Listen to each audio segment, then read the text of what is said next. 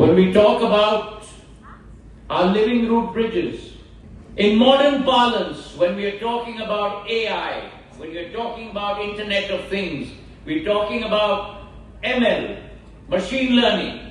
These living root bridges teach us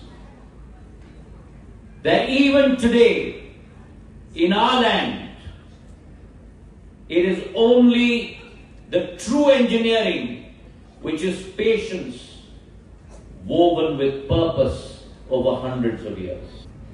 Today I had the good fortune of visiting Rangthalian living root bridges. And I said that in a brief comment that I made there. Mother Earth has protected us. Mother Earth has nurtured us. Mother Earth has bound herself together in knots to ensure that one human from one end of a cliff can cross through living root bridges made by her to connect with another human at the other end of another mountain. If you're having a good time, say